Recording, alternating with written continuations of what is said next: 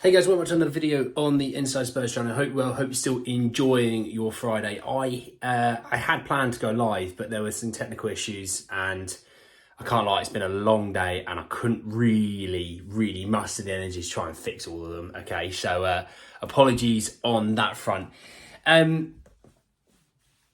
It's been a bit of a bleak end, if I'm honest.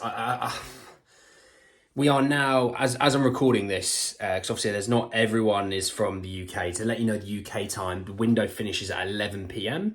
and we are now, as I'm speaking this, at 7:53. So we have got 3 hours left of the window where Brennan Johnson will get completed, and that might be it. We'll talk about it in a second. I'm just going to talk about what the other information I have is, okay? So we got a few little bits of information about players basically struggling to move or not wanting to move. And we're just going to dive in. We're going to talk about them, give our opinions, and basically, talk about the window, basically, because I do actually think it's over now. I don't see us signing anyone else. I will come back to it. So any Levy supporters, I'm sorry, you might want to turn off. So, to give you an idea from Fabrizio Romano, the negotiations between Spurs and Atletico Madrid are now currently off. Spurs rejected the opening bid as it was not including obligation to buy clause despite reports. I don't blame Spurs for it. I don't blame Højbjerg for it, because it's not Højbjerg's fault. The issue is the Højbjerg's fault, where Spurs fans lay it, is he didn't want to go to Fulham. I don't blame him. Can you sit there and blame him? No, he's going to be playing for the Danish national team if he played 1 minute or 1,000 minutes this season. It doesn't matter. I don't blame him for it whatsoever. And then Nizar Kinsella put in saying doubts are beginning to grow about Tottenham's pursuit of Conor Gallagher. Player isn't pushing for a move. It's because the player grew up in the Chelsea fold. He plays in, week out at Chelsea nearly. I don't blame him. That's lazy in my opinion. That's kind of lazy reporting, because would you want to leave your boyhood club, a club that you can kind of see now there's a bit of an uptick? You could be a part of potentially Chelsea being, revolutionised under Pochettino. I'm not going to blame him for it.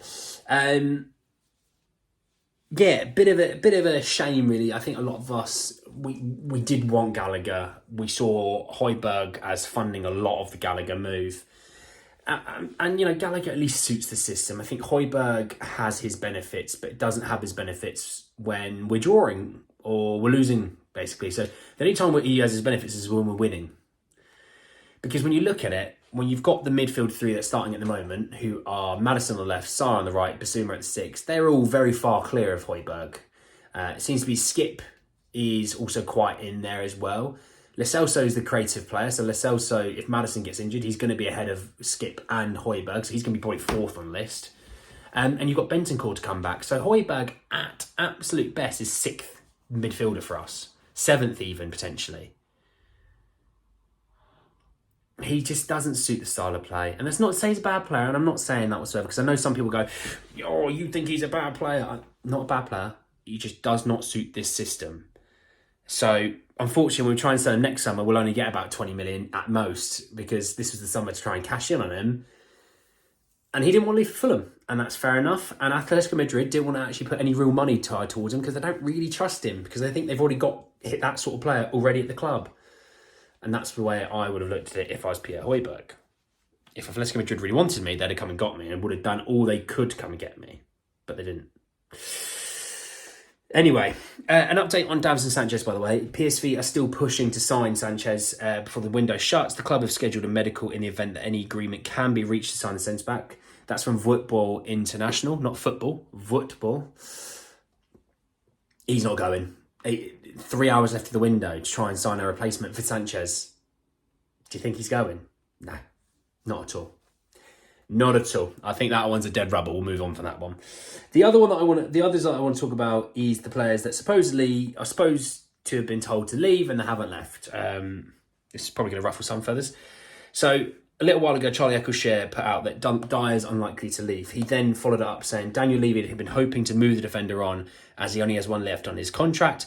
But despite being offered to Bournemouth and Nottingham Forest amongst others, no deal that suited Dyer and Spurs has materialised so far. He's not going, in my opinion. He's not. He wants the loan deal for 1 year so he can still try and get into the England team or the England squad for the coming up internationals and obviously the major tournament next summer. But also he wants to be a free agent so he can get more money for himself in his back pocket. Just send him to the under-16s, send him there and go, look, you're sitting there, mate. You're not playing for England ever again. That's it now. You didn't want to go. Or you didn't, and also you didn't really want to go that didn't suit all parties. It's just to suit you. So there's the under-16s. You're there for a year. Enjoy it. Unfortunately, this is the way it's going to be. This is the way the club is going to be talking to him. Doesn't mean I would. The club will be saying, there's the under-16s. See you in a year's time. Once the season's done, you can just get your stuff if you want. Not a problem. But your England career's over. Any top flight move to a top club now, that's gone as well. It's a shame of how it's ended. It's a bit sad, if I'm honest. It's sad for him. You know, a guy who started week in, week out under Conte. You know, we've all the new manager's gone. Yeah, you're great for Italy, maybe, but any attacking football that requires any real kind of mobility, you're not it, Chief. Hence why we wouldn't go for a Maguire.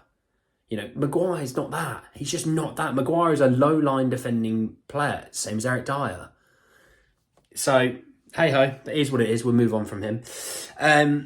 Alistair Gold put out, there's no interest in Ndombele, Eric Dyer or Lloris. If Postecoglou is not going to register them, then they're going to have to come to sort of solution or sit out the last year of their contract without playing. Well, it's going to cost too much to get rid of Ndombele. In terms of he's going to probably want all of his money paid and we're going to go, no, because it would suit you to do that and then you go get another contract. Lloris, they might, because that'll be more of a good faith thing. You've been here a long time. You've been a great servant. Dyer, they've tried to be moving. He doesn't want to budge and they'll go, no, you can. I mean, what's 15 million really between them?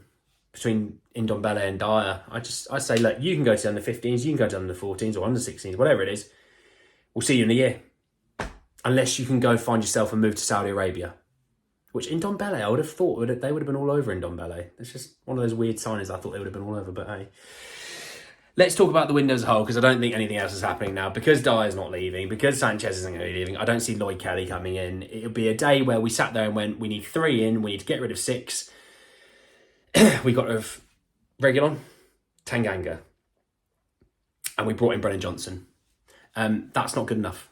Flat out, I'll say that now. I'm not going to whinge and moan. I'm just going to be flat. I'm going to be factual and tell you how it is. It's not good enough.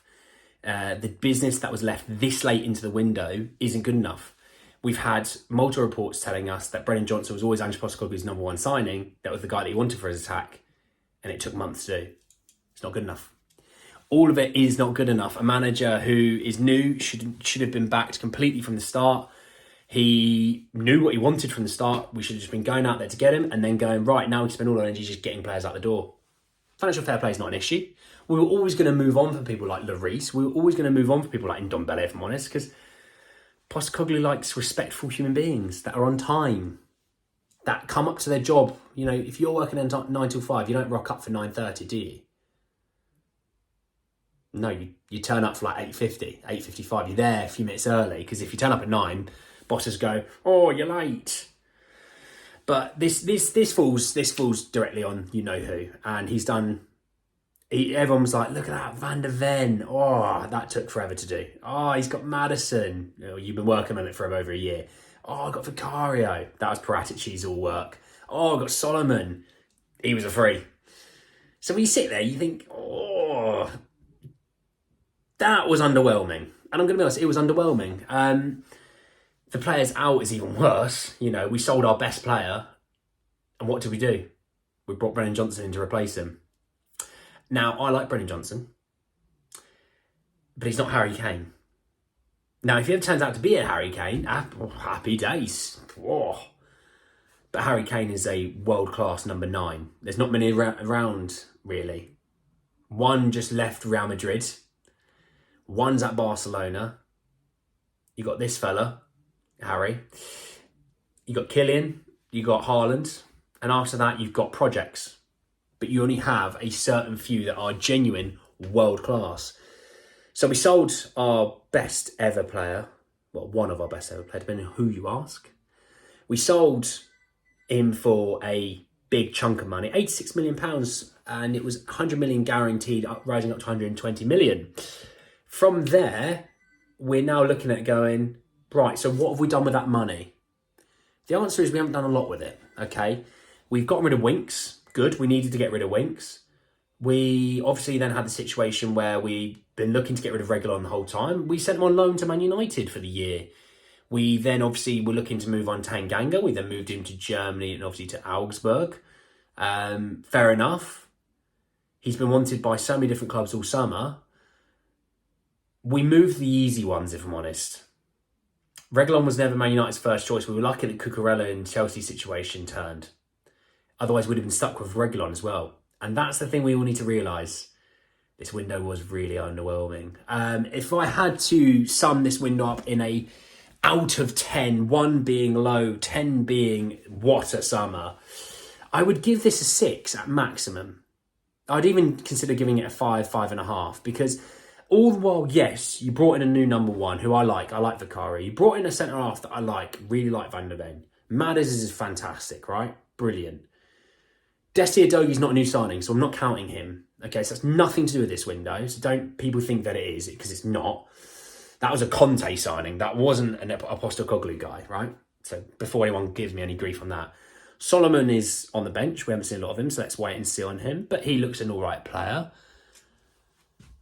And you're starting to look at things going on, and you go, well, Brennan Johnson as well. Okay, 5. We're 4 games into the season, he's then joined. Okay, right, so we must have got rid of loads of players. Well, we got rid of our best player, our only real, true, world-class player. Then obviously didn't replace him.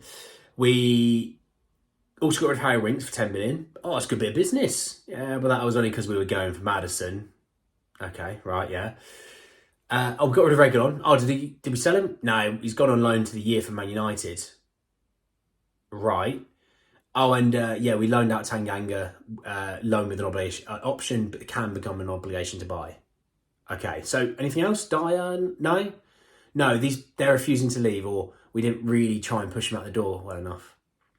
When you put it like that, I don't see how it could be anything higher than a 6. I think it should be lower than a 6. I'm being nice and generous with a 6.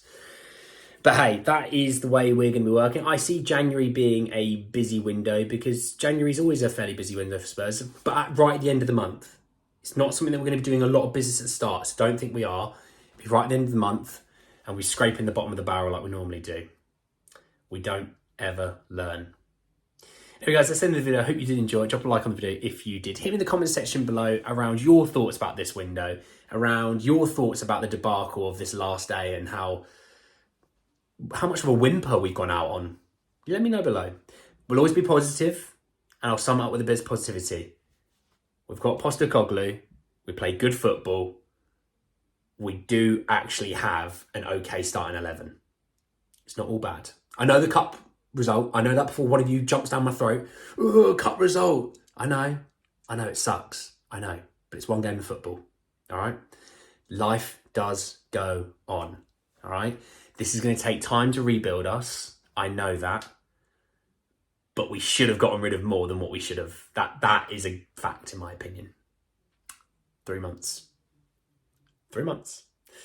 Anyway, guys, yeah, that is the end of the video. Drop a like if you did. Hit me in the comment section below your thoughts about everything. Subscribe to the channel if you are new, and hit the bell notification for more. But anyway, guys, that's the end of the video, and I hope to see you all very, very soon. Take care, guys.